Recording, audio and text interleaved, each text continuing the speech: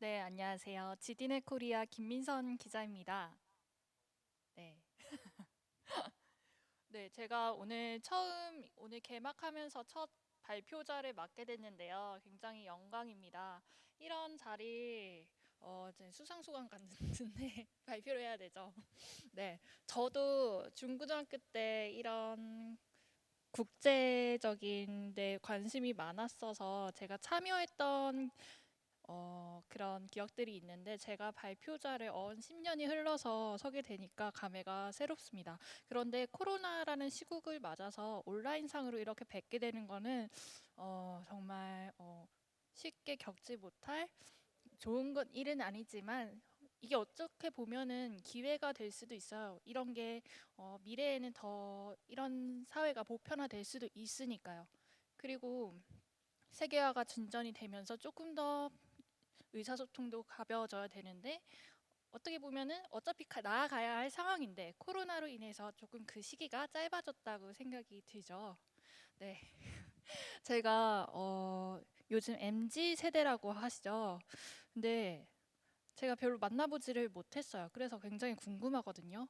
코로나 때문에 학생들이 온라인 계약도 밀렸고, 그래서 현장에서는 여러 가지 불편 사항도 있었고, 계약이 거의 한 달 넘게 밀렸었는데, IT 일선에서는 우리 열심히 한다 하지만 화상회의도 하고 그런데 사실 학생들은 다 불편하셨다면서요. 제가 여기 송도에 있는데 송도에 조카들이 살아요. 근데 한 명은 초등학생이고 한 명은 유치원생 어린이집 다니거든요. 근데 코로나 때문에 어린이집을 자퇴를 했어요. 그럴 정도로 많은 이제 불편 사항들이 있다고 하는데 제가 오늘 이 자리를 빌어서 저에 대한 이야기도 많이 들려드리지만 여러분의 소리도 많이 듣고 싶어요. 오늘 이 컴퓨팅 상황상 그런 이야기를 들을 수 있을지는 모르겠지만 최대한 제 발표 후반부에 여러분의 목소리를 낼 수 있는 시간을 마련해 드리도록 하겠습니다. 네. 제가 오늘 발표할 주제는 코로나19에 따른 세계 경제 변화와 디지털 트랜스포메이션입니다. 디지털 트랜스포메이션이라는 단어를 학생들이 얼마나 많이 들으실지 모르겠어요. 근데 저는 지디넷 코리아라는 매체가 IT 전문 매체고요. 국내에서는 IT 전문 인터넷 신문 중에서 1위 뷰스를 가지고 있고 인지도도 1위로 알려져 있습니다. 그리고 로이터나 AP뉴스 같은 외신이에요. 그래서 미국에 본사를 두고 있고 여러 가지 호주, 일본에도 다 지사가 있는 외국계 브랜드입니다. 우리 보그코리아, 뭐 메트로폴리탄 같은 느낌으로 네, 우리나라에도 판권을 가지고 있는 지디넷 코리아입니다. 그 분야에서 저는 소프트웨어 블록체인 팀에서 지금 활동을 하고 있고요. 입사한 지는 3년이 됐고 그 전에는 네이버, 카카오 같은 인터넷 기업들을 출입을 했었는데 딱 코로나 시즌에 맞춰서 팀 변경이 있었어요. 그래서 소프트웨어 블록체인 팀으로 왔거든요. 원래 제가 여기 왔었을 때 잠깐 딴 얘기인데 어, 이쪽 출입을 하게 되면 IBM이나 마이크로소프트나 오라클 같은 외국계 기업, 미국 기업들을 취재를 하게 돼서 제가 출장을 1년에 한 5번 정도 갈 수가 있었는데 코로나 때문에 못 가게 된 거예요.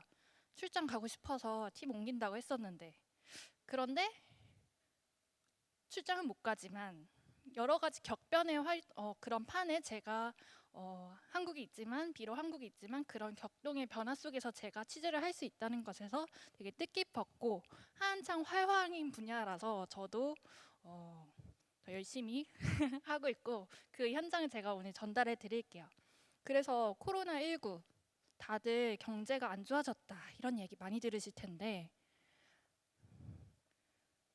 세계적으로 코로나19 확산 추이가요. 지금 11월 초까지 했을 때 이 파란색 선이요.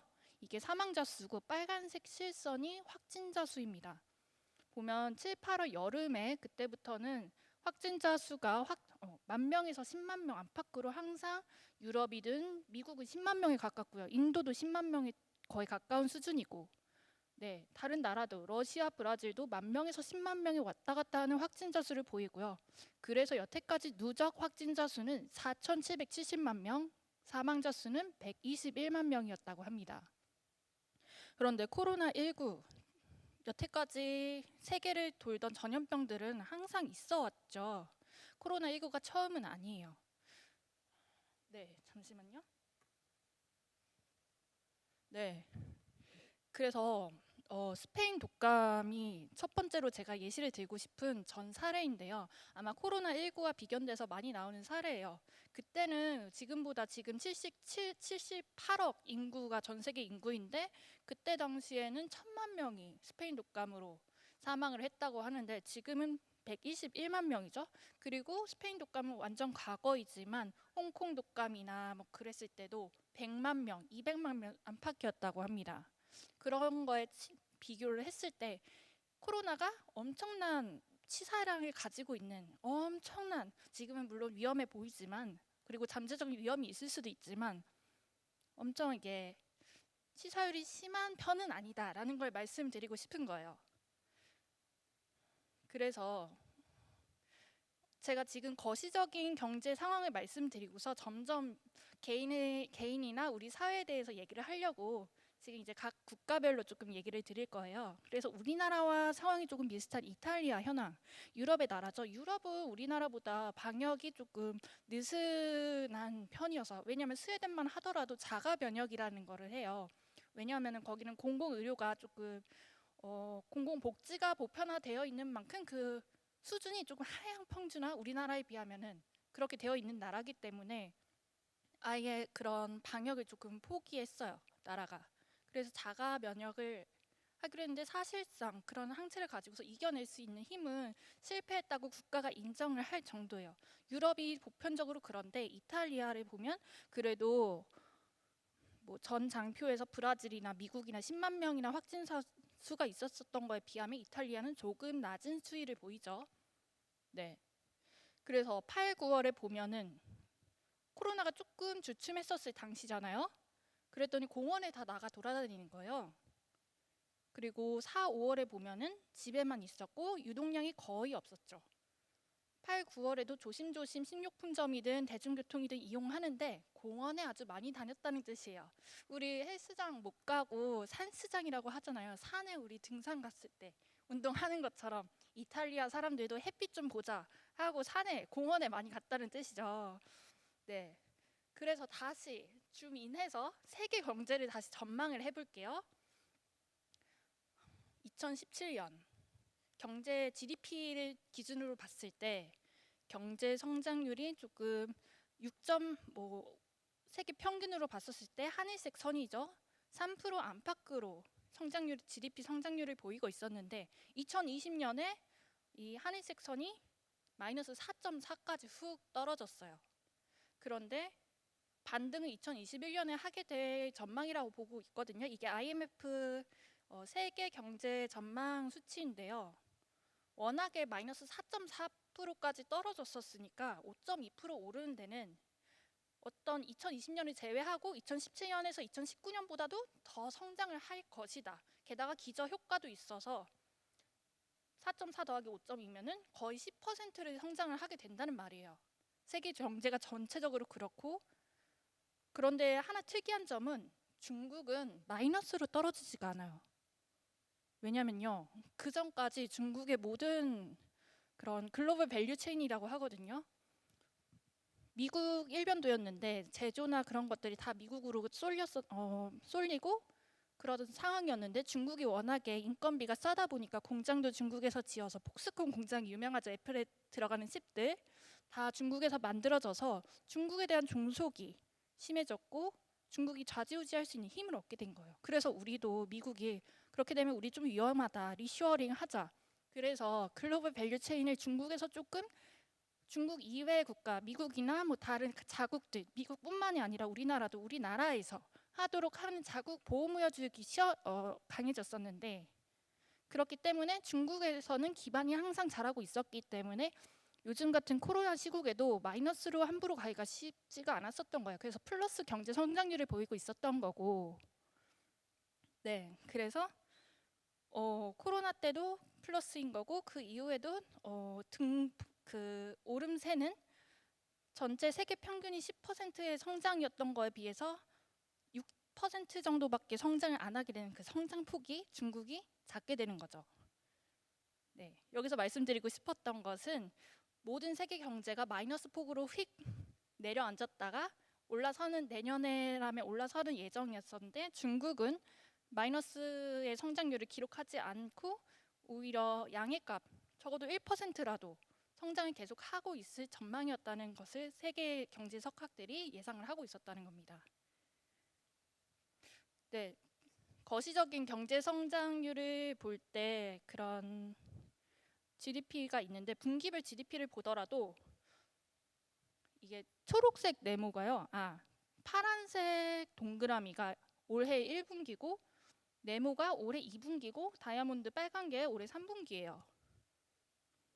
봤을 때 모든 국가들 우리나라를 비롯해서 맨 아래가 맨 위에가 1분기죠. 파란색. 그다음에 2분기가 한번 쑥 꺼졌다가 다시 빨간색 다이아몬드로 올라오는 이런 느낌으로 이렇게 가는 거였는데 중국 혼자 계속 올라가요. 비록 마이너스 6.8%에서 1분기를 GDP를 시작했지만 계속 상승하는 모양새. 아무리 글로벌 밸류 체인이 중국에서 리쇼어링해서 조금 약해지는 게 있긴 하겠지만 상승세는 점점 더 강해질 것이다 라는 말씀을 드리고 싶은 겁니다. 그리고 미국이나 유럽도 아까 방역에 되게 취약해서 마이너스 성장률이 엄청나게 낮아진 것을 지금 이 표에서 보실 수 있고요. 일본만 하더라도 굉장히 좋은 나라다, 깨끗한 나라다, 선진국이다 하는데 우리나라에 비교하면 우리나라 마이너스 2.8인데 2분기만 해도 일본은 마이너스 10까지 떨어졌던 거예요. 여기서 나중에 얘기해 드리겠지만 일본은 IT 면에서는 그렇게 선망하지 못한 나라예요. 뒤에서 조금 더 설명해 드릴게요. 거시 경제를 얘기를 할 때 GDP, 뭐 통화 정책 그런 거 얘기하지만 세계 교역량에 대해서도 한 측면 살펴볼 수가 있는데 여기서는 간략하게 보고 뛰어넘을게요. 여기서 파란색 선이 제조에 대한 지표, 새 제조가 앞으로 일어나야 하는 부분이고 주황색 선이 교역량, 실제 교역량이에요. 그런데 파란색 선이 항상 조금 더 위에 있는 것을 보았을 때 우리 물건 빨리 만들어서 교역을 해야 된다. 그러니까 그 매뉴팩처링에 대한 그런 요구가 항상 더 푸시를 하고 있는 상황인 거죠. 우리 이제 그동안 많이 꺼졌었으니까 생산을 많이 하자. 그래서 반등이 앞으로 있을 거다라는 이야기를 해드리고 싶은 거고요.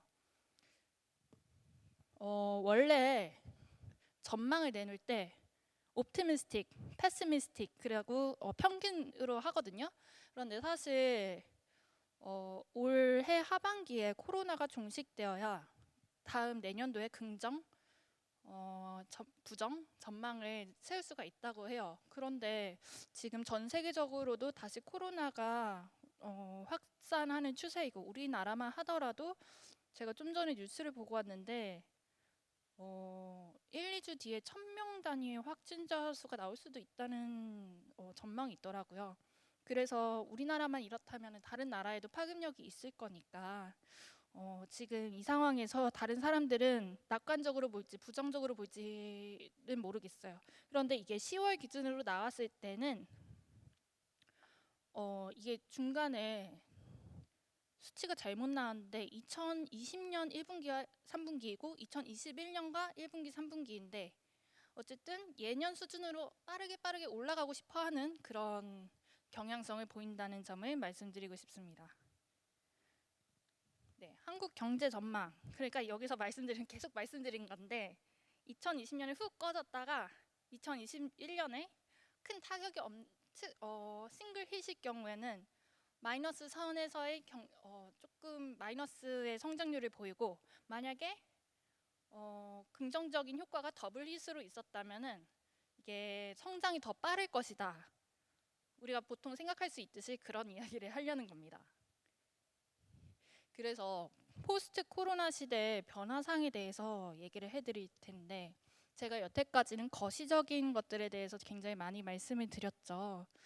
그런데 차츰 우리 개인 생활에서도 얘기를 해보고 싶어요.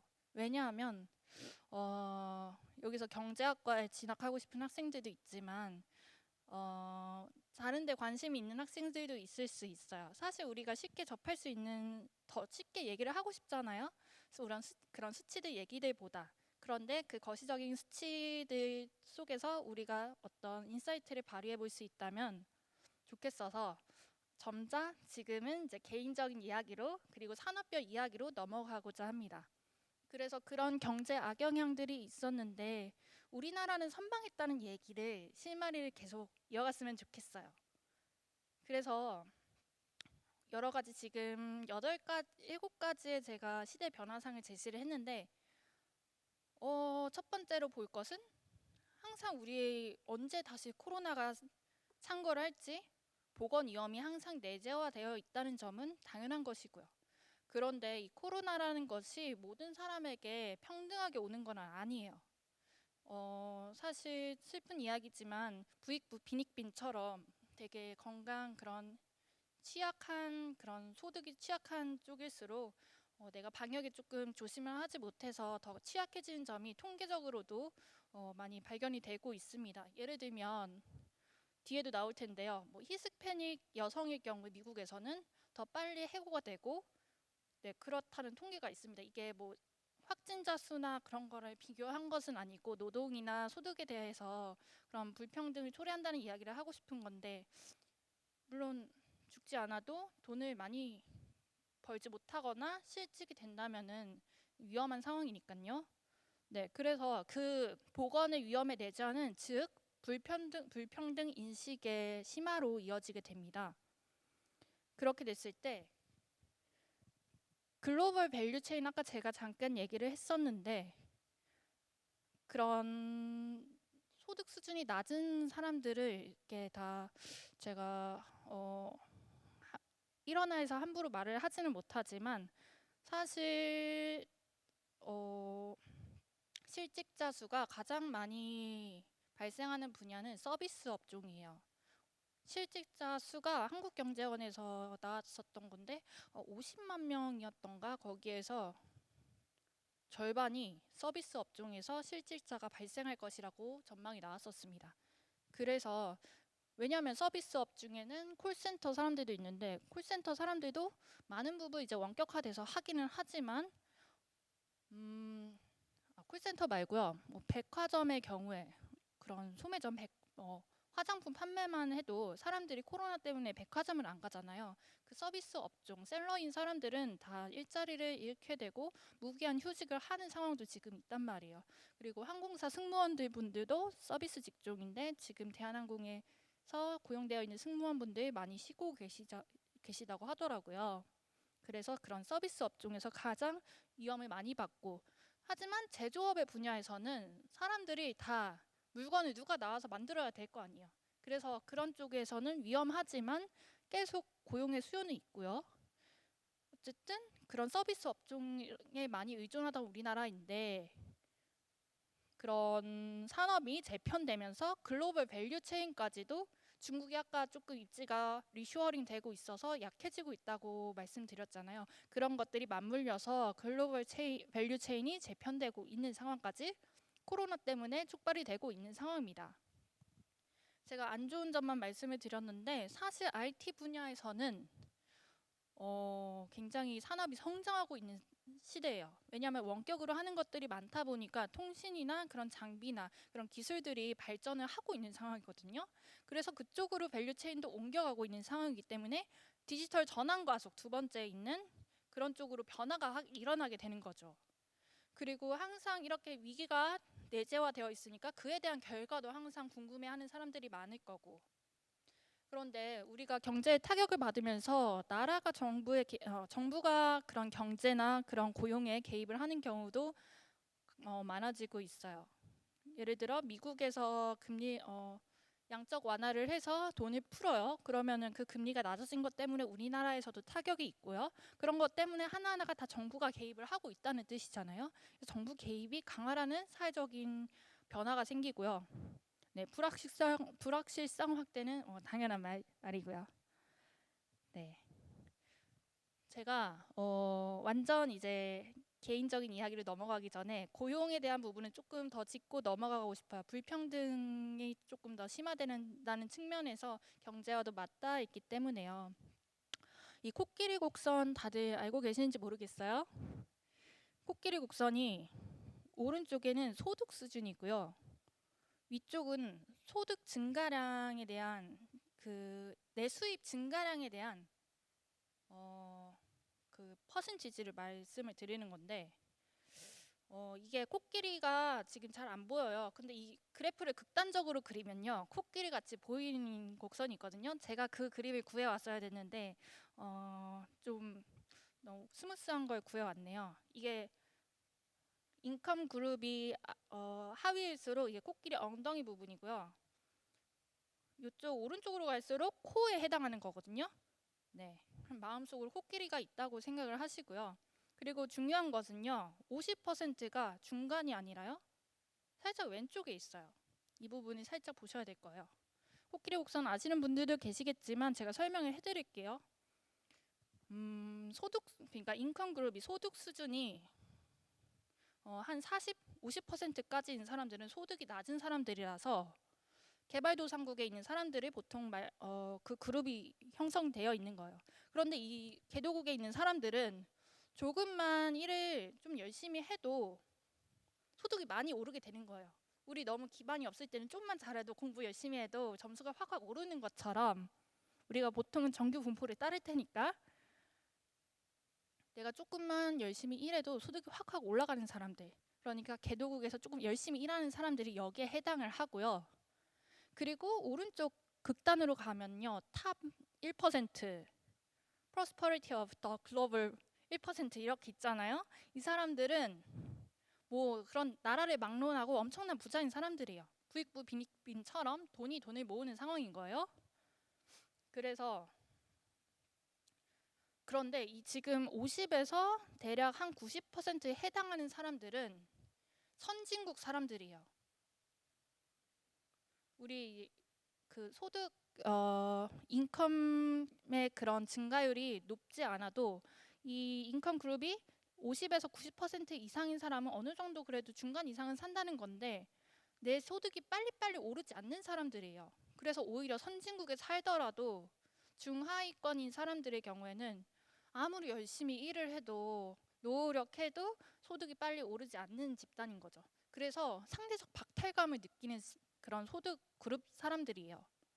그리고 오히려 극단적으로 80%가 오히려 훅 꺼지게 그래프가 그려졌어야 되는데 지금 그냥 완만하게 되어 있거든요.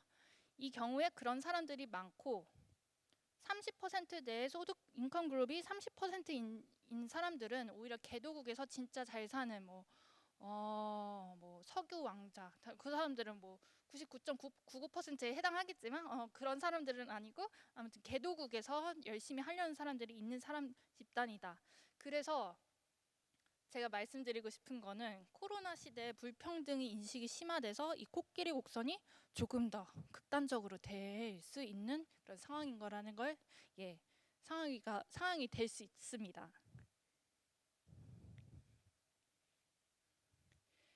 그래서 지금 이 표를 보시면요, Essential Workers가 있고 Other Workers가 있는데, 코로나 발발 이후 3월 기준과 그 이후로 봤었을 때 제가 아까 말씀드렸듯이 서비스 업종에서는 많은 실직자 수가 발생할 50% 이상이 발생할 예상이라 전망인 것으로 통계가 나온다고 했죠. 그런데 그게 Essential Workers가 아니라 Other Workers였던 거예요. 그래서 이게 지금 집에서 일을 한다는 게 아니고요. 집에서 일을 해도 되는 사람들인 거예요. 근데 집에서 제가 뒤바뀌었네요. Essential Workers는 여기서 말하는 거는 제가 방금까지 말씀드렸던 것 조금 삭제해 주시고요. Essential Workers는 제조업 분야의 사람들을 말씀을 드리는 거예요. 그래서 내가 꼭 공장에 나가야 하는 사람들, 아니면 쿠팡에서 일하는 그런 유통 물류 사람들, 그런 사람들은 꼭 나가서 일을 해주셔야 되잖아요. 그렇기 때문에 집에서 일을 할 수가 없는 거예요. 3월 전후로도. 그런데 Other 워커스, 그 외의 직종에는 뭐 IT 분야 사람들, 재택근무에도 상관없는 사람들은 3월 이후에 집에서 일을 하는 분야가 많아졌다. 노동 유연성이 조금 유연해졌다는 측면을 보여주는 그래프입니다. 그런데 노동은 우리 노동자, 피고용인에 해당하는 것뿐만 아니라 어떤 회사의 대표는 한 명, 고용자는 한 명인데 고용 측면에서 보면요. 제가 아까 말씀드렸던 미국 이거는 왼쪽 표는요. 실직률에 대한 그런 표라고 할 수 있습니다. 가장 밑에 미국 히스패닉의 워먼스는 12%에 대한 고용 변화가 있었던 거예요. 2월에 고용되어 있던 사람이 9월에 이만큼으로 줄었다는 12%가 줄었다는 즉 실직했다는 뜻이에요. 그 다음으로 높은 비율이 흑인 여성이죠. 이분들도 12% 정도 실직을 했고 그 다음에 위험한 사람들이 흑인 남성들이었어요. 그 다음에 백인이나 히스패닉 남성들은 나머지 세 집단에 비해서는 실직률이 조금 상대적으로 낮았다라는 것이고요. 그리고 임금 측면에서도 살펴볼 수가 있는데 임금이 낮은 사람들은 노동에도 가치가 있다면 조금 돈으로 계산할 수가 있다면 저가치인 사람들이 조금 더 자르기도 쉽기 때문에 네, 확 이렇게 그래프가 꺾이죠. 50%까지 실직을 한다는 말이에요. 뭐 시간당 16달러 이하를 받는 사람들은 3월, 4월 이후에 훅 실직이 잘렸었다가 그런데 16에서 28달러를 받는 사람들 혹은 28달러 이상을 받는 사람들은 조금 잘리기는 했지만 점점점 다시 고용의 길이 열리는 모습이죠. 그런데 제일 지난 파란색 선을 보면 코로나 추이 때문에 그런지는 모르겠지만 그럴 거예요. 한창 올라가다가 또 꺾이는 시즌이 오죠. 우리 7, 8월에 코로나 다시 세계적으로 창궐을 했었으니까 이때 다시 사람들이 조금 다시 고용되나 싶었는데 잘리기 시작한 거예요. 그러니까 이런 임금 측면에서도 고용 측면에서도 코로나의 그런 부익부 빈익빈이 노동 측면에서 간극이 심해지고 있다는 점을 시사하고 있습니다. 제가 아까 중국에 항상 얽매여 있던 글로벌 밸류 체인이 미국이나 아니면 그 외 국가들로 분산되고 있다는 것을 얘기를 하고 싶은 거예요. 그래서 가치 사슬이 지역화되고 다액화되고 있어요. 그래서 대상국들이 리스크와 공급망 회복력을 고려한 보다 안전한 생산 체계를 선호하기 때문에 우리 무슨 중국에서 물건 오기를 기다리기에는 언제 세워라 내어라 기다릴 수가 없으니까 우리 자국에서 생산하자 그런 추세가 코로나 이후에 그런 촉발되고 있다는 측면입니다. 네, 제가 여태까지 거시적인 흐름 뭐 이런 거를 설명을 드리느라 조금 지루하실 수도 있는데 여기까지 설명을 하고 그다음에 제 얘기를 조금 들려드릴게요. 아까 미국이 양적 완화하면서 기준금리가 내려가게 되고 왜냐하면 돈의 가치가 하락하기 때문에 그래서 우리나라도 기준금리가 아마 0.5%일 거예요. 그리고 미국도 제로금리 시대고 중국의 경우에는 어제 말로 국채가 마이너스 금리대로 돌아서서 오히려 돈 맡기면 손해인 거. 그리고 네, 은행 입장에서는 좋겠죠. 그런 상황인 거예요. 지금 그래서 우리나라의 경우 사람들도 금리가 낮아지니까 누가 내가 지금 있는 돈을 어딘가에 투자를 하더라도 빚내서 투자하고 비투라고 하죠. 그렇게 빚을 내는 사람들이 많아지는 거예요. 정부 부채도 많아지고 일반 국민들도 다 대출을 하는 상황이 점점 심해지는 거죠. 지금 세계 1차 대전 때는 정부 부채가 많지는 않았는데 1차 대전 끝나고서 부채가 확 많아졌죠. 2차 대전도 말미서부터 훅 올라갔었고 코로나 때, 그 전에 2008년 글로벌 금융위기 때 2008년에 살짝 올라가다가 코로나 때 다시 정점을 찍었죠. 세계 정부 부채가 지금 세계 2차 대전 수준만큼 코로나 시대에 부채가 심해졌다는 이야기입니다. 그런데 이게 상대적인 거라서 절대치에 비교하면 안 되고 GDP 대비입니다. GDP가 우리 그동안 많이 올랐었으니까 부채도 그만큼 많이 올랐다는 거죠. 제가 아까 말씀드린 거고요. 지금 금융시장의 변동성을 나타내는 지수인 빅스라는 지표가 있는데 이게 글로벌 아까 부채 수준은 세계 2차 대전 수준이지만 빅스라는 수치를 봤을 때는 2008년도 금융위기 때랑 맞먹는 수준이라고 합니다. 지금 2020년 3월 16일에 빅스 수치가 82.69%였는데요. 2008년 11월 20일에 글로벌 금융위기가 있었을 때는 80.86이었다고 합니다. 그래서 미국 연준은 무제한 양적 완화, 돈을 찍어내는 상황이 발생을 했고요. 금융 안전 조치를 시행하고 있었죠. 그래서 오른쪽 표를 보시면요. 네, 미국 연준의 총 자산이 돈을 찍어냈으니까 최고치에 달한 모습을 이게 7조 달러에 해당하는 금액이라고 하죠. 그래서 한국 경제 이런 한국형 뉴딜이란 걸 얘기를 넘어가기 전에 제가 다른 그런 한국 그런 글로벌적인 거에서 어떻게 조금 생각을 해볼 수 있을까 이야기를 해보고 싶은데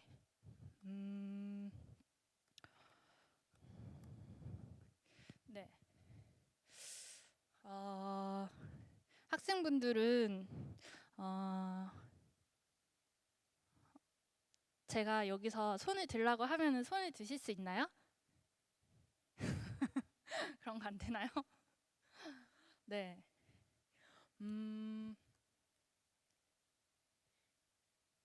손 한번 들어보실 수 있나요? 오. 이게 정말 쌍방향 소통이 되는군요. 재밌네요. 네. 그러면요. 재미없는 이야기지만 한국형 뉴딜에 대해서 국가 정책에 대해서 들어보신 분 한번 손 들어주세요. 절반은 안 되시는 것 같아요. 네. 한국형 뉴딜이라는 게 우리 미국에 그런 뉴딜 정책이 있었죠. 우리 그런 세계 위기가 있었을 때 돌파구를 우리나라에서부터 경제를 촉발시키자 해서 나온 정책이라서 댐 만들고 고속도로 만들고 그랬던 건데 지금 이 코로나 위기에도 우리나라에서 먼저 자국책을 찾자. 그래서 뉴딜 정책을 하겠다는 거예요. 우리 댐은 만들지 않고 고속도로는 만들지 않지만 디지털로는 우리 뭔가 할 수 있어. SOC 자원으로 돈을 벌 수가 있어. 일자리를 만들고 고용을 유지시키고 거기서 경제 내수도 활성화시키고 뭐 우리 기술이 좋아지면 수출도 할 수 있고 우리나라가 워낙에 수출 의존도가 높은 나라이기 때문에 그런 것까지 연장선을 생각을 해야 되는데 일단은 뭐 내수 활성화와 그런 미래의 비전을 위해서 한국형 뉴딜을 하려고 하는 건데요. 그래서 2022년까지 2000년 올해 추경과 2025년까지 총 사업비 160조 원을 투입해서 한국형 뉴딜을 하려고 해요. 우리나라가 다른 나라에 비해서는 중국 빼고요. 선방하고 있는 나라 중에 하나라고 했는데 이것까지 160조 원까지 투입을 해서 SOC 자원을 완성하자, 마련을 하자라는 지금 상황에 있는 거예요. 제가 말씀을 드리려고 했던 게 생각이 났네요. 그래서 이것까지 이어가면은 우리나라가 조금 더 세계적인 반열에 오를 수 있다라는 그런 긍정적인 전망 우리나라 정부 사람들이 생각을 하고 있어요. 그런데 우리나라가 이번 코로나 이전에 K 방역 성공했다 막 이런 얘기 많이 하잖아요. 그래서 사실 막 문재인 대통령도 이렇게 자부심을 가지고서 많이 말씀을 하시고 그렇게 있는 상황인데 사실 진짜 그래요. 이게 제가 여러 가지 기사를 보고 책을 봤었을 때 그런 서적만 읽은 게 아니라 사실 객관적으로 그런 건데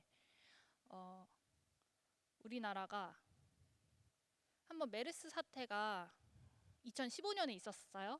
그때 아마 생각이 나실지 모르겠지만 저도 그때는 학생이 아니었고 2015년일 때 한창 학생인 분들이 많으셨을 거예요. 그랬을 때 한번 우리나라에서 의료법 개정이 있었어요. 의료법 시행규칙 개정이 있었기 때문에 음압병실 이런 바이러스 상황일 때 음압이라는 것은 아무 무균 상태에 되게 반대의 것을 밀어줘서 병을 치료하는 그런 곳이잖아요. 음압병실을 많이 만들었던 기반이 된 게 메르스 사태 때예요. 그래서 그때 응급실이나 일반 환자실도 많이 만들어졌었고 음압병실도 많이 만들어졌었고 그리고 또 하나 이 확진자 동선을 추적할 수 있는 체계가 이때 또 법 개정으로 마련이 됐거든요.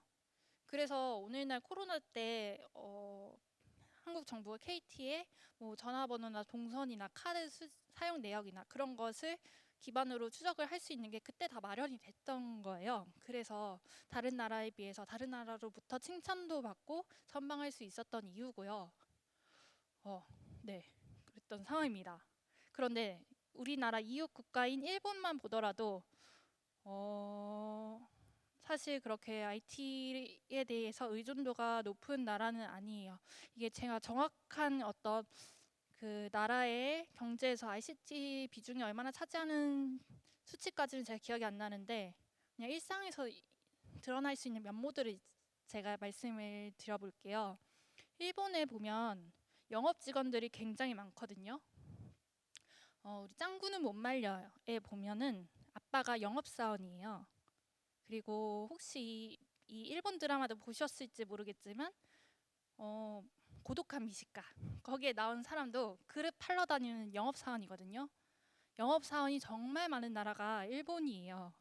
그런데 의외로 IT 접목을 안 됐기 때문에 정말 다 발품 팔아서 그리고 다 수의계약 수의도 진짜 뭐 인터넷으로 하는 그 거래를 수의계약으로 하는 게 아니라 진짜 손으로 하는 그 수의계약 도장 찍고 그리고 인터넷으로 뭐 온라인 서류를 보내는 것도 아니고 팩스로 보내는 상황이에요. 그래서 코로나와에서도 이런 IT 같은 게 많이 도입되지 않은 거예요. 그래서 어느 현이었는데 거기에서 그때는 지역마다 봉쇄가 되고 있었는데 외부에서 들어오면 안 되는 거예요. 그래서 그 외부에서 들어오는 차를 확인을 하기 위해서 CCTV로 번호판 지금 우리나라는 다 보면 그때 찍히고 딱지 날아오잖아요. 근데 일본은 그런 체계가 아니었던 거예요. 쌍안경으로요. 그 넘어오는 차의 표지판이랑 그 차종을 보고요. 손으로 기록해요. 그렇게 해서 바깥에서 이 현으로 들어오는 차들을 감시를 했고요. 그리고 국가 재난지원금이 지난 4월 30일 그때 우리나라도 일본도 그렇게 지급하도록 결정이 났거든요. 그랬을 때 우리나라는 그 결정이 나와서 꽤 신속하게 돼서 시점이 언제인지 정확히는 모르겠는데 그 결정이 되고 나서부터 얼마 안 돼서 그런 시스템도 마련이 돼서 시점이 제 생각이 안 나는데 뭐 5월이라고 해봐요. 죄송해요. 이게 근데 80% 되게 빠른 시간 안에 80% 우리나라 사람들이 재난지원금을 지급받을 동안 일본은 20%도 못 받았던 거예요.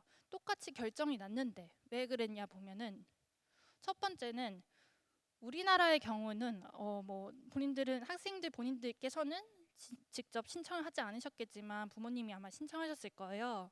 홈페이지 들어가서 각 카드사나 뭐 정부 사이트에 들어가서 꽤 쉽게 자기 지역에 있는 지역구 그런 지자체 사이트나 가면은 별다른 그런 기입을 안 하고 몇 개만 클릭하고 그다음에 내 카드 정보 입력하고 그러면은 돈이 입금이 되는 시스템이었거든요. 근데 일본은 그렇지가 않았어요. 오프라인과 온라인으로 나눠져 있었고 온라인으로도 해보려고 국가적으로 이제 홍보를 했었는데 잘 되지 못한 게 주민등록증에 해당하는 마이 넘버 카드라는 게 있어요. 근데 마이 넘버 카드 발급률이 국가적으로 16%밖에 안 돼요. 그리고서 이 마이 넘버 카드의 비밀번호를 까먹으면요.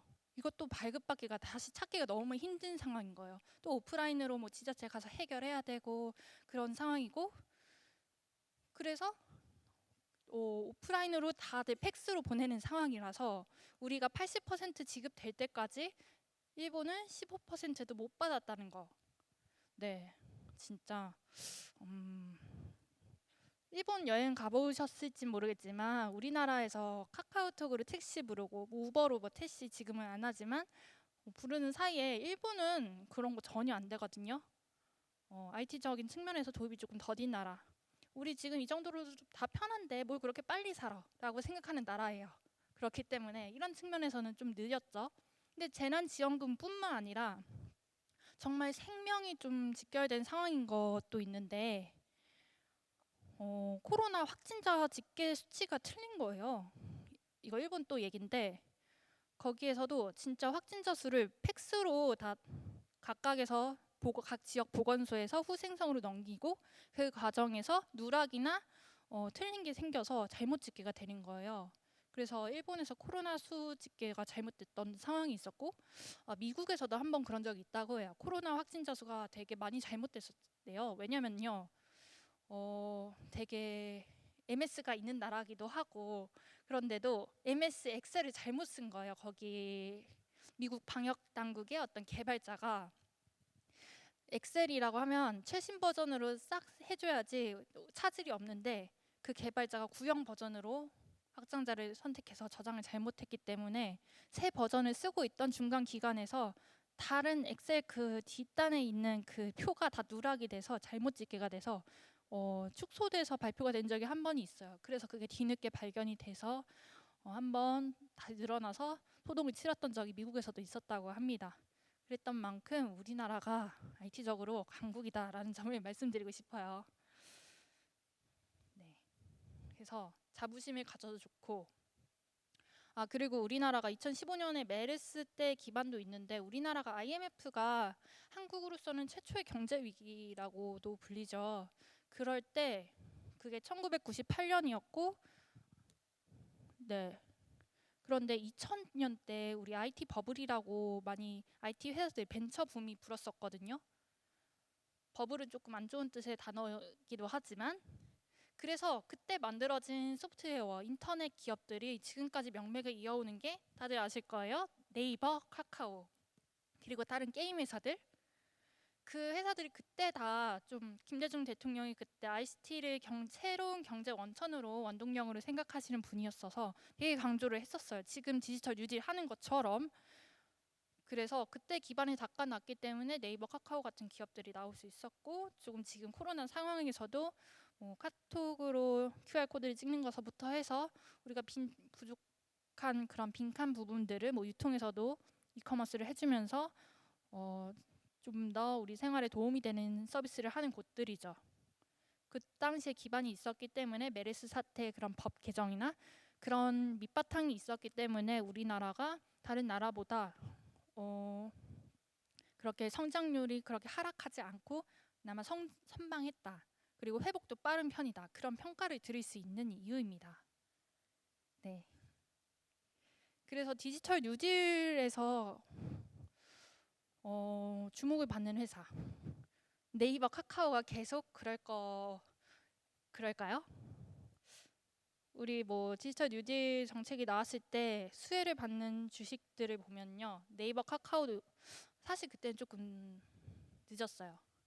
네이버, 카카오는 오히려 코로나가 한창 활발히 확산되고 있었을 때 주가가 많이 오른 측면에서 봤었을 때 그때 인기가 많았고 디지털 뉴딜 정책으로 인해서 한국형 뉴딜로 인해서 수혜를 받는 기업들이 조금 다른 그 전까지는 그렇게 유명하지 않았던 물론 코스피에 해당하는 기업들이기도 했지만 아무튼 들어보지 못했던 어쩌면은 그런 기업들이 각광을 받고 있어요. 예를 들어 소프트웨어 중소기업 중견기업에 해당했던 더존비존 왜냐면요 그 디지털 뉴딜 정책이 발표되고 있어서 첫 방문지가 더존비존이라는 ERM 회사예요. ERM 라는 프로그램이 있거든요. 기업에서 많이 쓰는 건데 전사적 자원 관리라고 해서 직원들이 모든 하는 행정에 대한 것들을 여기서 다 할 수 있는 대시보드 같은 느낌이에요. 그런 소프트웨어. 왜냐하면 이게 원격 근무할 때 꼭 필요하니까. 우리가 인터넷 기업들 네이버, 카카오가 성장했었을 때는 IT 인프라를 깔자, 인터넷을 유선망으로 깔자 해서 나온 기업인데 지금은 그보다 더 비대면에 초점화된 소프트웨어들이 주목을 받기 시작한 거예요. 그래서 더존비존 같은 ERM 회사 같은 회사들이 주목을 받았고 그 외에 다른 중소기업 회사들이 오히려 지금 성장의 기반을 닦고 있는 주목을 받는 회사들이에요. 네, 그래서 이제 본격적으로 우리나라는 위기 상황에서 이러한 디지털 한국형 뉴딜 정책을 하려고 하고 있고 각 기업들과 개인들은 어떤 상황인지 점차적으로 이제 다시 들어가 볼 예정이에요. 포스트 코로나 시대에 새로운 트렌드가 온다. 네. 이게 제가 오늘 22일이죠. 이틀 전에 새벽에 PPT 장표를 완성하는 과정에 어떤 거를 조금 더 친화적으로 얘기하면 좋을까 생각을 하다가 제가 또 코로나 시작하면서 주식을 시작을 했어요. 다들 그렇듯이. 어, 그래서 또 하나 질문 드리고 싶은 것은 학생들 중에서 주식 하시는 분들 얼마나 되는지 궁금하거든요.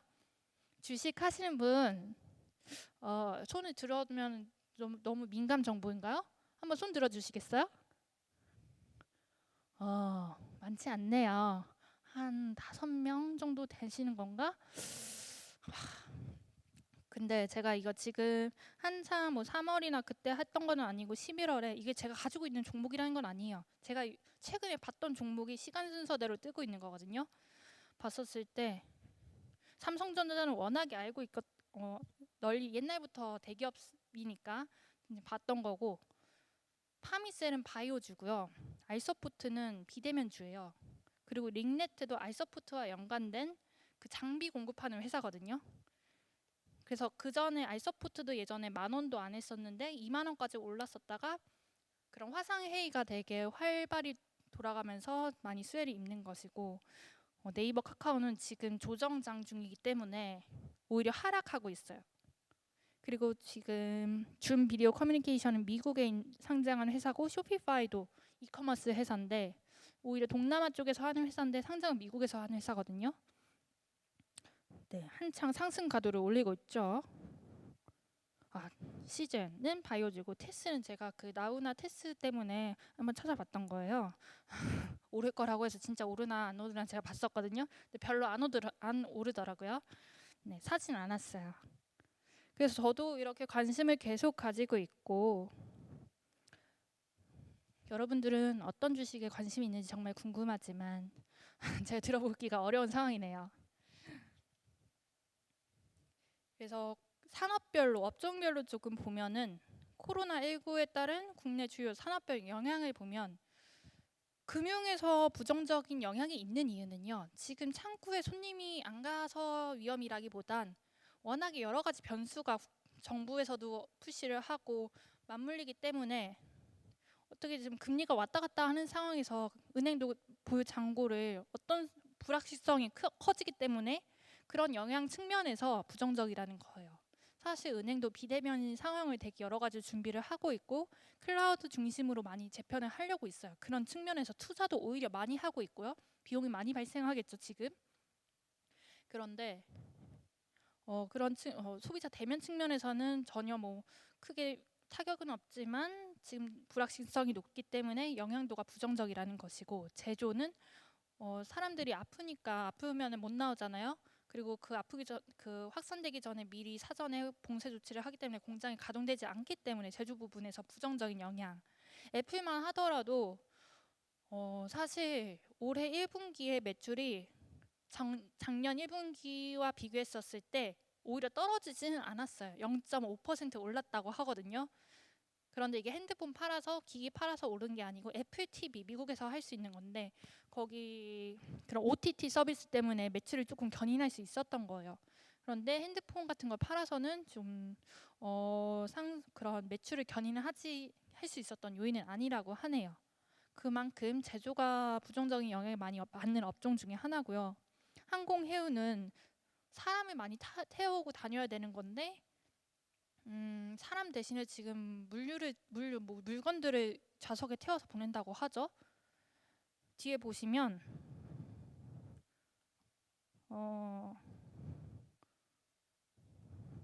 뒤에는 제가 그거 얘기할 때 나올게요. 대한항공 빼고는 모든 항공사가 적자예요. 대한항공은 다행히 그런 물류를 태우고 다니면서 흑자를 유지할 수가 있었고요. 다시 대부분 그냥 부정적이고, 유통 쪽은 오히려 온라인 이커머스가 선방할 수 있었기 때문에 영향도가 혼재고, 미디어도 영화관에 가진 못하지만 영화를 보지 못하지만 OTT나 게임을 하면서 돈을 벌 수가 있었던 산업이고, 식음료, 우리 밥은 먹어야 될 거 아니에요. 그리고 마스크 낀다고 껌을 많이 씹더라고요. 그래서 롯데도 많이 주목을 받고 있고, 그리고 그쪽에서도 맛있는 과자를 많이 오히려 열심히 연구를 해서 해외 초코파이 때문에 어디였지? 초코파이 파는 회사가? 그 회사는 더 매출이 올랐다고 하네요. 통신도 영향 미비 일부 긍정적이지만 긍정적인 편에 속해요. 건설도 그렇고요.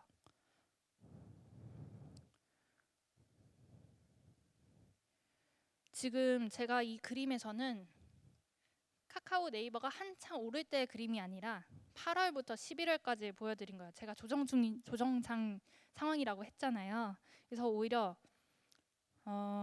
주가 추이가 41만 원에서 카카오는 36만 원, 네이버는 33만 원에서 27만 원으로 내려온 상황인데, 이게 왜 그러냐면은 백신이 개발됐다는 소식이 나올 때마다 주가가 떨어지고 있어요.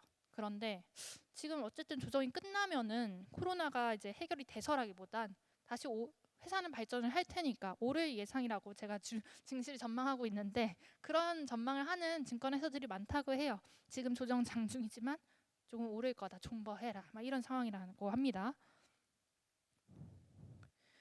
그래서 제가 이 신사업으로 주목되는 회사들이기 때문에 앞으로 더 발전할 회사이기 때문에 각 계열사들이 하고 있는 것들을 봤는데, 네이버, 카카오 모두 이커머스에 집중을 하고 있죠. 지금 방송, TV 방송, 홈쇼핑도 잘 되고 있는데 우리 여행도 못 가서 다 홈쇼핑에서 돈 쓰고 있고 핸드폰에서 물건 사고 있고, 그래서 그런 홈쇼핑을 모바일로 들여온 거예요. 그래서 쇼핑 라이브 이런 걸로 되게 지금 사업을 재편을 하려고 열심히 하고 있고, 금융도 제가 제 토스나 카카오뱅크나 K뱅크처럼 비대면 은행으로 발전하려는 그런 금융 쪽에도 열심히 하고 있다고 말씀을 드렸죠. 그래서 네이버페이, 카카오페이 각각의 진짜 은행업 하고 있는 카카오뱅크나 네이버 파이낸셜까지도 다 사업을 재편하고 신사업에 힘을 주고 있는 상황입니다. 그래서 조금 더 솔루션 측면에서 네이버, 카카오는 너무 잘 알잖아요.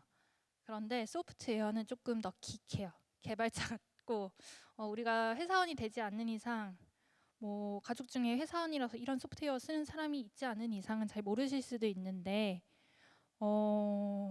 앞으로는 조금 더 이야기가 더 많이 될 것 같고 지금 알면은 도움이 되실 거예요. 세일즈포스라는 회사가 되게 각광을 받고 있거든요. 미국에서 시총 1위는 마이크로소프트인데, 그 다음으로 오라클이나 IBM 같은 회사들이 시총 강자에 원래 전통적인 강자에 속했었어요. 근데 세일즈포스는 스타트업이거든요. 그런데 지금 오라클을 제치고 상위권까지 올라온 회사예요. SaaS라고, 소프트웨어 as a service라는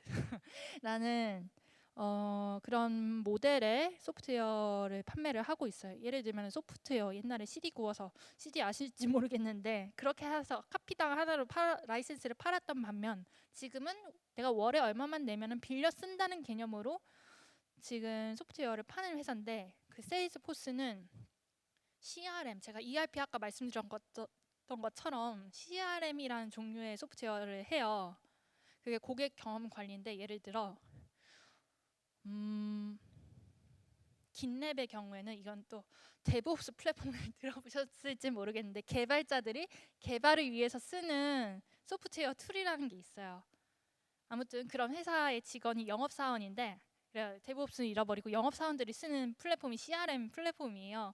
그래서 내가 어떤 회사에 갔다가 메모를 하기도 하고, 그 사람들이 SNS에서 이런 반응을 보여서 여기에 유입이 됐고, 그런 여러 가지 통계 자료들을 한꺼번에 볼 수 있는, 보여주는 고객 경험 관리 프로그램이 CRM이거든요. 근데 이 회사가 자회사를 가지고 있어요. 조금 더 그런 영업 전략을 수립하는 데 도움을 줄 수 있는 부분에 특화해서 퀄트릭스라는 자회사를 하고 있거든요. 그래서 내가 앞으로 뭘 팔면 좋을까라는 정보를 얻기 위해서 들어가는 사이트가 세일즈포스의 자회사 퀄트릭스예요.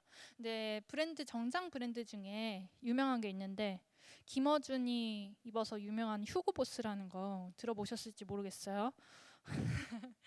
근데 정장으로 유명한 회사인데, 여기서 보여주는 세일즈포스의 퀄트릭스가 보여주는 통계들을 보니까 너희 지금 정장 만들면 안 돼, 이커머스에서 지금 정장 안 팔려, 이런 정보들이 아마 왔겠죠.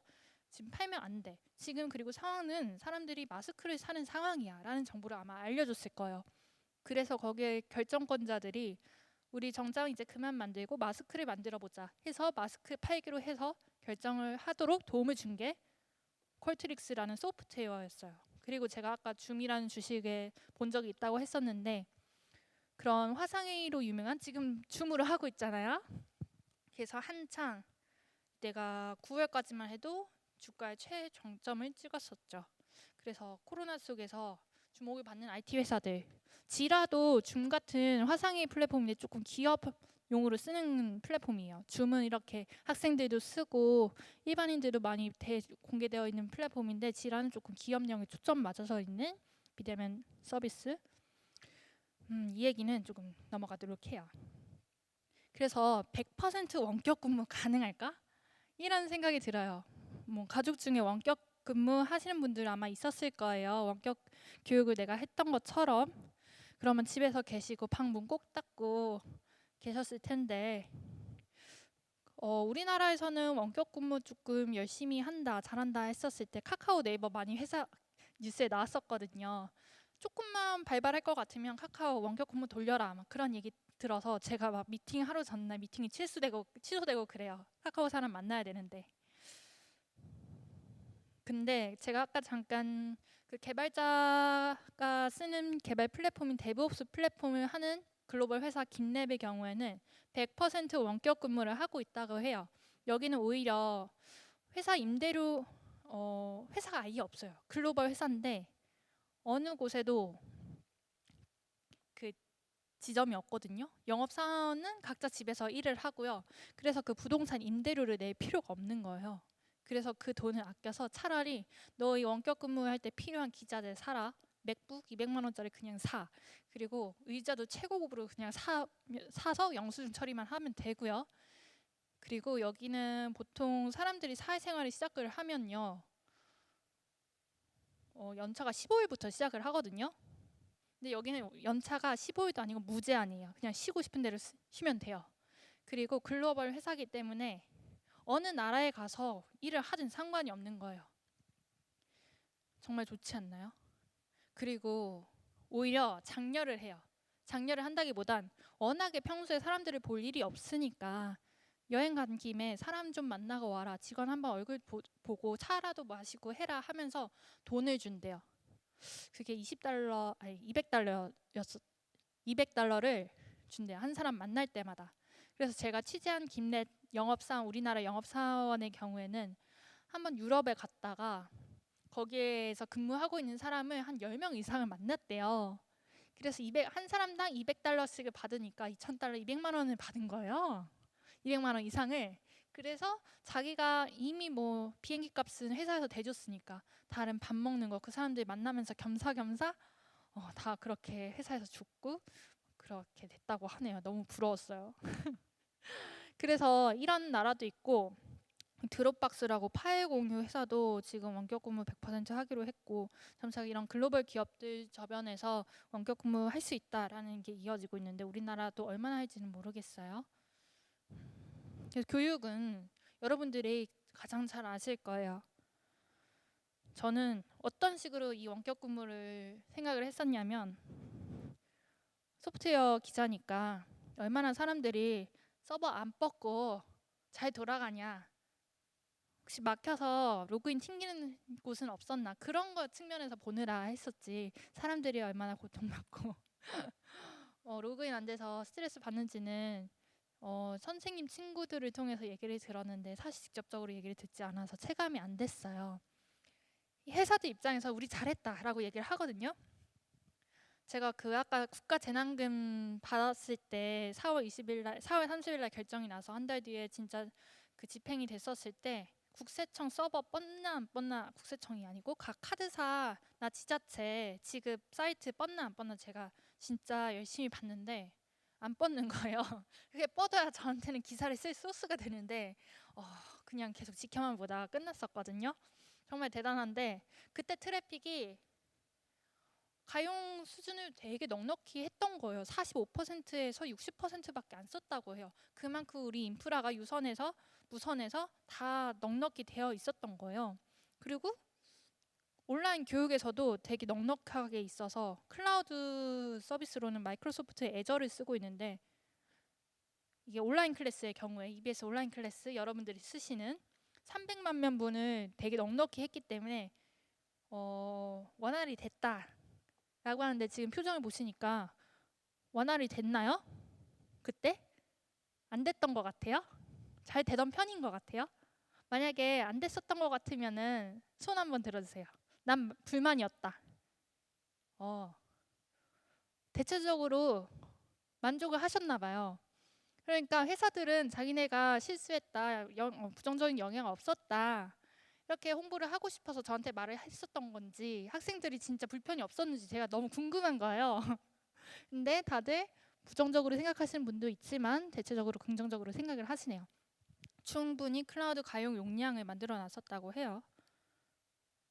그래서 지금 원격 교육 같은 경우에는 지금 화상회의 이게 최선일까라는 생각이 드는 거예요. 지금 아마 지금 저를 보시고 계시는데 지루하다 생각하실 수도 있는데, 우리가 실제로 가서 여행을 가더라도 현장 체험을 하더라도 가서 해야지 체감이 되고 그럴 텐데, 원격으로는 한계가 있지 않을까 생각하실 거예요.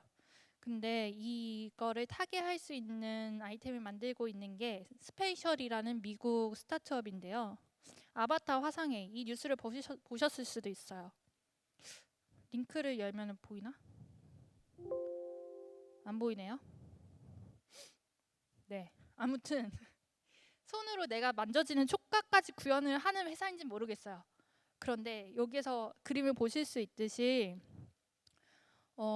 아이템을 그림으로라도 구현을 해서 내가 이거 집으러 가고, 그럼 촉감은 느껴지지 않겠지만 터치는 할 수 있어서 이거에 대한 정보 스펙이 이렇게 넓게 펼쳐지고, 더 뭔가 좀 더 물질적으로 그림적으로 그래픽이 되게 아바타처럼, 영화 아바타처럼 구현이 되는 거예요. 그런 상황까지 원격 근무나 원격 교육에까지 접목될 수 있는 날이 좀 머지 않은 것 같아요. 그래서 이 스페이셜이라는 회사가 진짜 원격 교육으로 우리 한국에 도움을 주겠다라고 얘기를 들어본 적은 없지만 아마 충분히 그럴 가능성은 있을 것 같아요. 이런 기술이 여기까지 온 거 봐서는.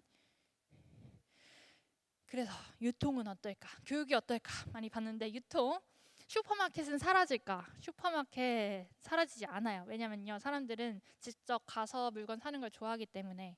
그리고 과자 회사 망할까? 아까 제가 초코파이 많이 만들어서 해외 많이 수출해서 매출 올랐다고 했죠. 유통망은 어떻게 변화할까? 스타벅스 배달 시작한 거를 봐서 유통망도 변화는 변화했으면 변화했지 그전에 기존의 어떤 사업을 망하게 하지 않을 것 같아요. 근데 월마트는 오프라인 강자고 아마존은 신흥 온라인 강자거든요. 근데 월마트가 영업이익 면에서 더 선방을 했었고, 아마존의 경우에는 이게 너무 코로나 상황이 급박했던 거예요. 그래서 오히려 물류 관리 창고에 대해서 비용이 많이 투자가 됐기 때문에 초반에 그 적자가 났었다고 하네요. 그래서 슈퍼마켓은 정말 사라지지 않고 월마트가 승리할 것이다. 승리한 상황이다. 앞으로는 조금 더 아마존이 비용 효율화를 통해서 어떻게 될지는 모르겠지만 슈퍼마켓도 계속 있을 거다라는 이야기입니다. 이거는 그냥 넘어갈게요.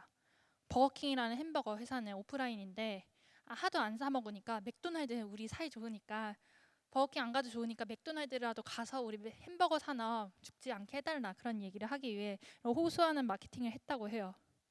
여행업은 어떨까? 대한항공 흑자 냈는데 나머지는 다 적자. 그리고 아시아나 항공의 경우 대한항공에 인수될 예정이죠.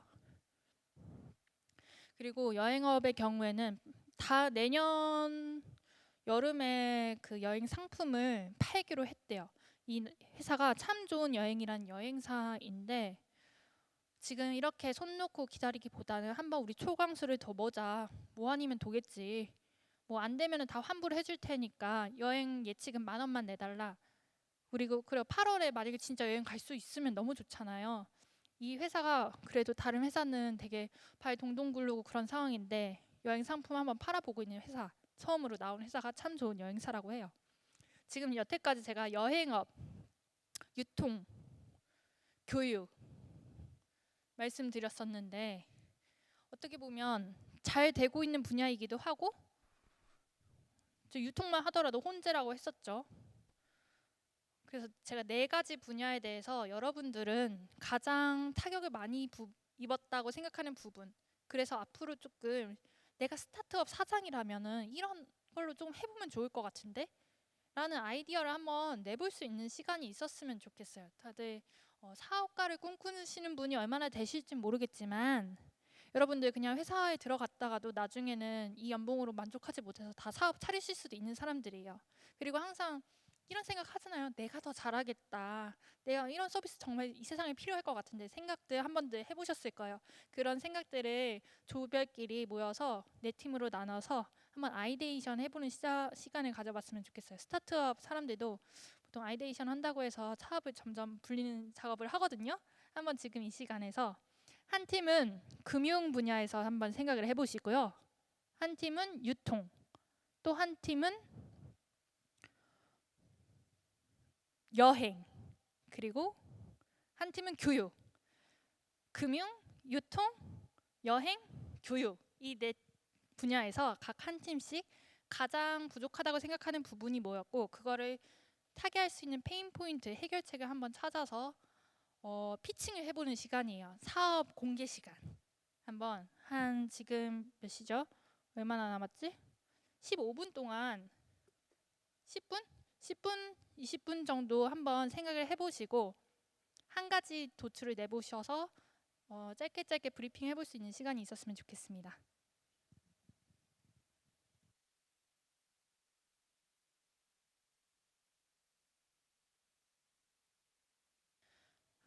여러분 20분이 금방 갔나요? 모르겠네요. 지금 여러분들이 토론했던 내용을 취합하는 과정 중에 있습니다. 고생 많으셨고요. 혹시나 이 가운데 스타트업 차리시는 걸 꿈꾸시는 분들이 있었다면 아 이거는 나만의 내만의 아 정말 아이디어였는데 이런 자리에서 공개하면 안 되는데 싶은 분이 있었을까봐 제가 조심스러운데 맞아요. 그런 거 다 조심스러워요. 우리 꼭 20살 넘어야만 창업할 수 있는 거 아니잖아요. 얼마든지 내 꿈을 펼칠 수가 있고 요즘 사람들은 뭐 투표권은 만 18세부터지만 내 목소리 내고 싶고 내가 하고 싶은 사업이 있고 다 명확한 생각 가지고 있는 분들, 명확하지는 않더라도 지향점을 가지고 노력하고 있는 분들 많다고 알고 있어요. 정말 멋지고 그래도 조금이나마 실마리 내주셨던 분들 다 너무 감사드리고요. 조만간 몇 년 내에 새로운 아이템으로 우리나라를 빛내주실 수 있는 분이라면 너무 좋겠습니다.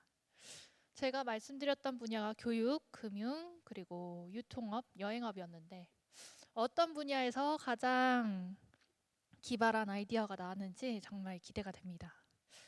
지금 집계가 됐는지 아직 안 됐어요.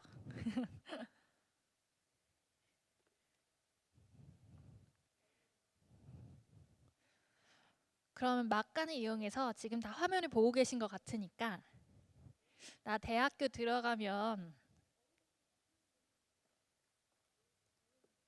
네? 아, 지금 5명의 학생이 있는 건가요? 4개 분야인데 5개 조예요? 아, 네, 5팀이군요.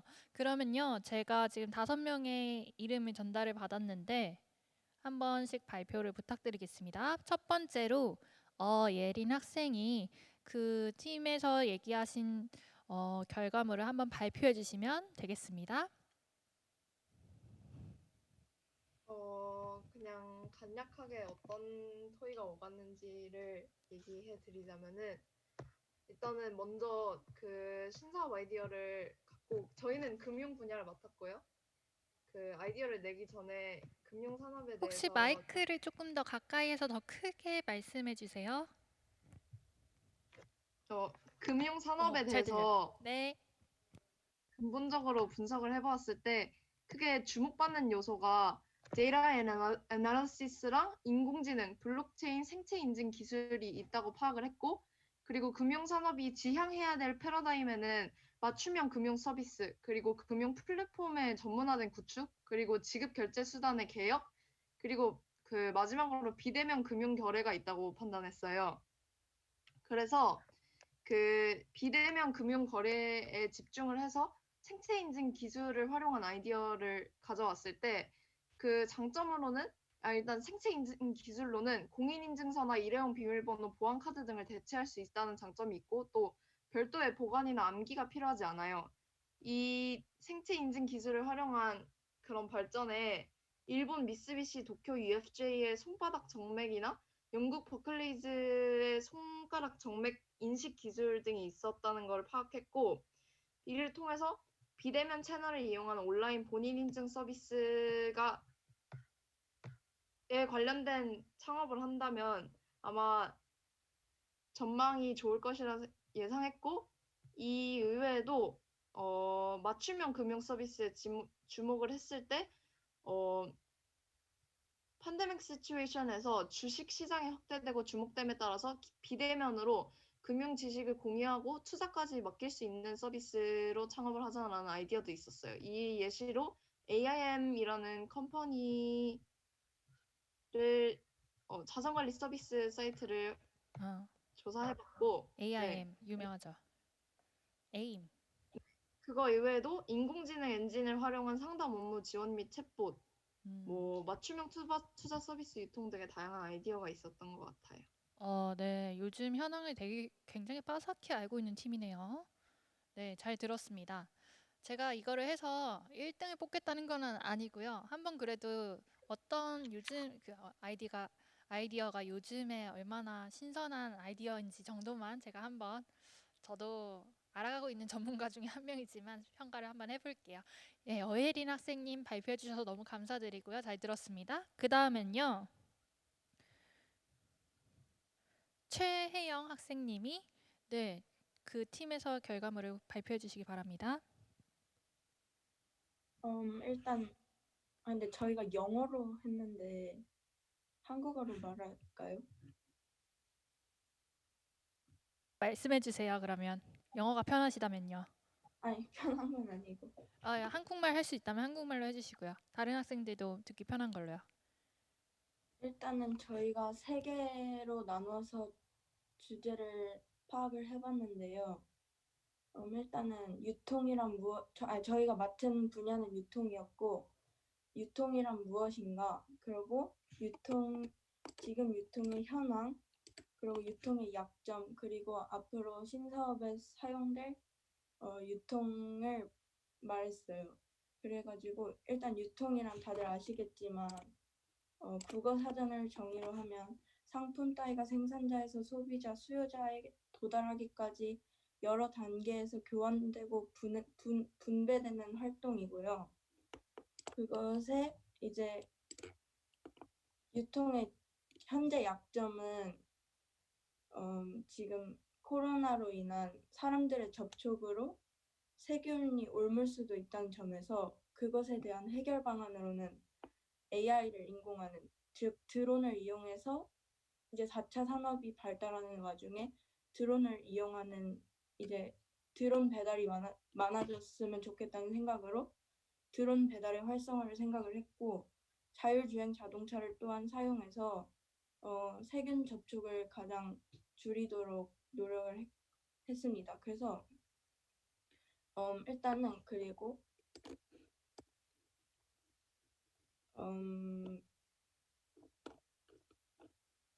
그 기업은 일단은 장기적으로 유통기업은 위험 관리 메커니즘을 수립을 해야 한다고 생각을 했어요.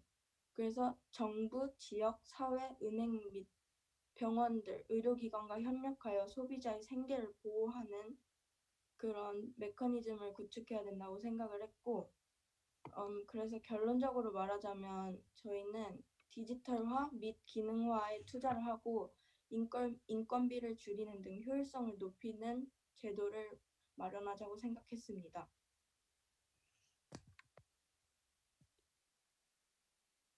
너무 잘 들었습니다. 지금 유통에 대한 정의에서부터 페인 포인트 그리고 해결책까지 되게 논리정연하게 발표를 해주셨는데요.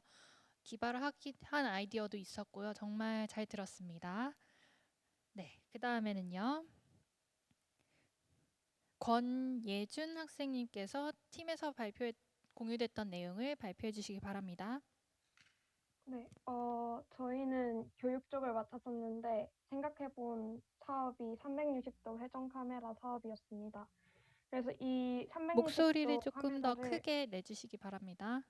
네, 처음부터 다시 시작을 하자면 저희는 교육 쪽을 맡았었는데 생각해본 사업이 360도 회전 카메라 사업이었습니다.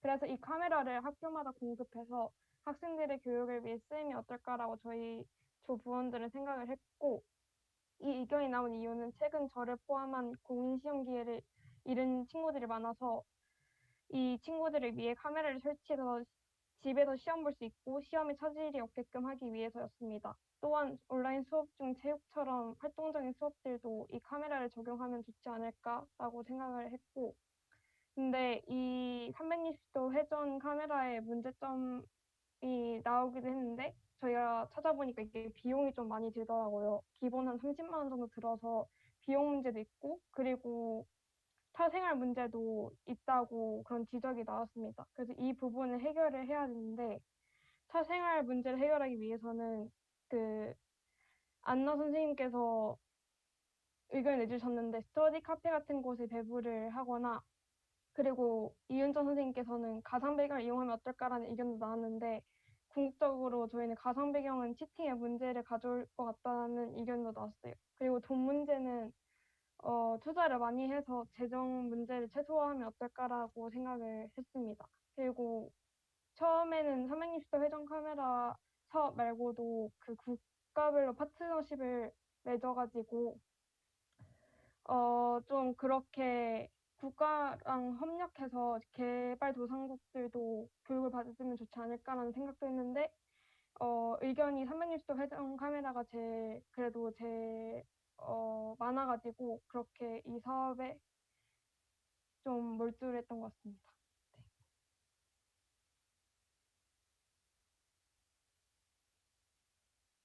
권예진 학생의 발표 잘 들었습니다. 360도 카메라를 각 집에 시험을 볼 때 설치를 해서 집에서도 시험을 볼 수 있게 만드는 환경을 만들자. 정말 좋은 아이디어네요. 그런데 제가 이 측면에 대해서도 생각을 해봤는데 우리 삼성 인적성 시험 볼 때, 인적성이 아니라 삼성 모의고사 볼 때 삼성 전자 입사하려고 그때도 각각의 어떤 장소에 가서 시험 볼 수 있는 상황을 할 때 카메라를 설치한 곳에서 칸막이 안에서 시험을 본다고 해요.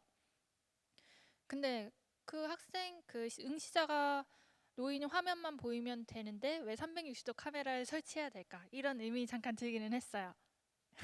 그리고 보안 측면도 강화해야 될 것 같고 아무튼 보편적인 시험 상황을 만들기 위해서 카메라를 접목한다는 아이디어는 정말 좋은 것 같습니다. 네, 잘 들었습니다. 그리고 김지원 학생이 한번 또 발표를 부탁드리겠습니다. 네, 안녕하세요. 저와 이제 김태강 학생이 이제 발표할 앱은 여행 앱은 Travel with Us라고 TWS 앱인데요. VR과 AR 기술을 이용해서 집에서 조금 더 현실성 있게 가고 싶은 곳에 여행을 가게 하자라는 취지에서 만든 앱입니다. 그래서 저희 앱의 가장 큰 장점은 커스텀 문화에 맞게 사용자가 가고 싶은 곳을 골라서 한 사용자만을 위한 하나의 테마파크를 디지털 환경으로 만들어서 제공합니다. 이것은 이제 빅데이터를 이용해서 사용자의 나이, 성, 그리고 관심 분야를 이제 컬렉트해서 비슷한 사용자에게 제안도 할 수 있는 상품인데요. 그래서 다른 사람도 초대를 해서 같이 여행을 하게 하는 느낌도 들게 하는 앱입니다.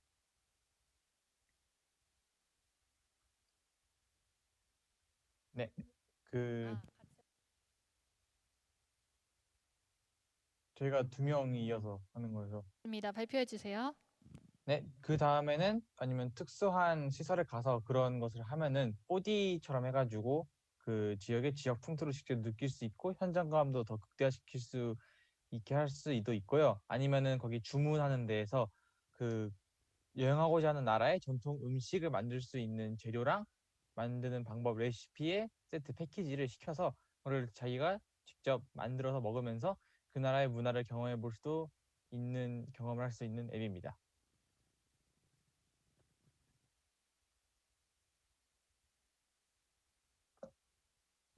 두 학생께서 발표해 주신 내용 너무 흥미롭게 잘 들었습니다. 지금 코로나인데도 불구하고 그나마 여행을 즐길 수 있는 여러 가지 방법들을 생각을 해 주셨어요. 우리 여행진흥청에서 일본이나 우리나라에서 인형 대신 보내서 여행 보내고 특산물 사오게 하는 그런 프로모션이 있다고 하는 것처럼 뭔가 원격으로도 여행 느낌이 날 수 있게 할 수 있는 그런 상품들 제시해 준 점 되게 독특하고 인상 깊었습니다.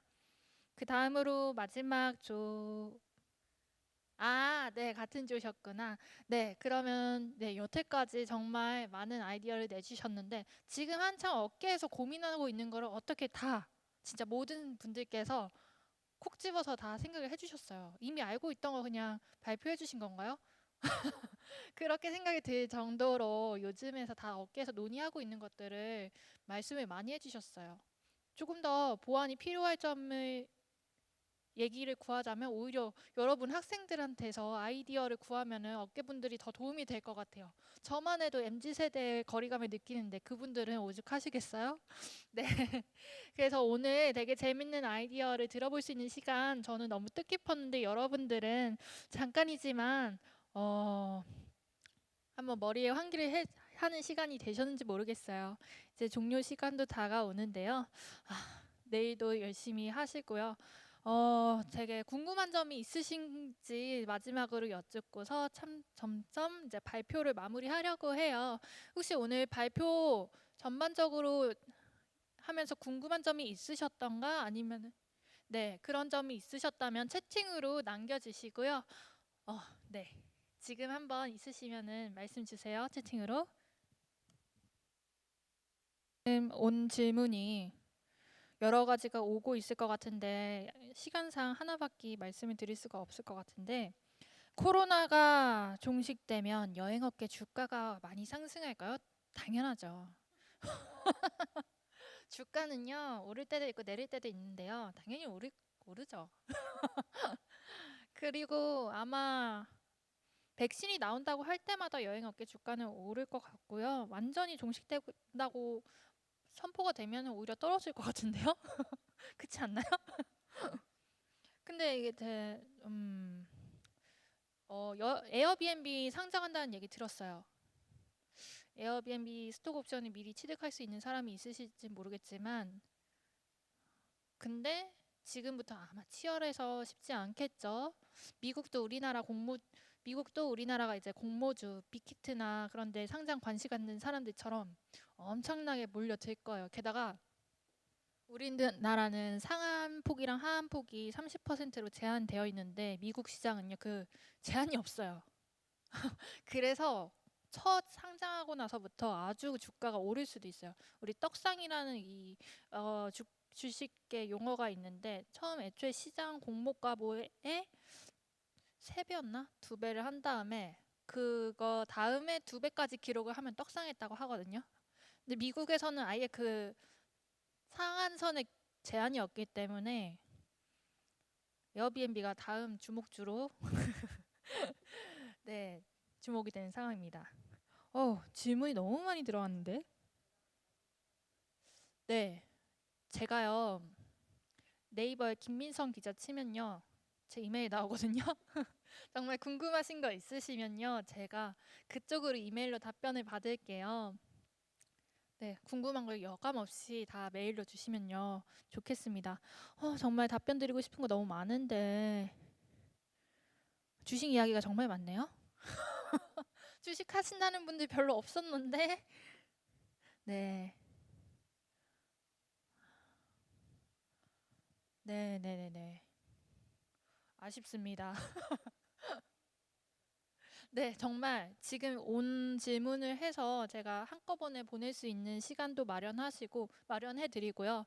만약에 개인적으로 질문을 하시고 싶은 분 혹은 개인적으로 지진의 코리아나 저에 대한 어떤 이런 미래 시장 전망에 대해서 개인적으로 묻고 싶은 분들은 제가 아까 말씀드렸던 네이버에 지진의 김민성 기자 치면요 제 이메일 주소가 나와요. yoyoma.gdnet.co.kr인데요.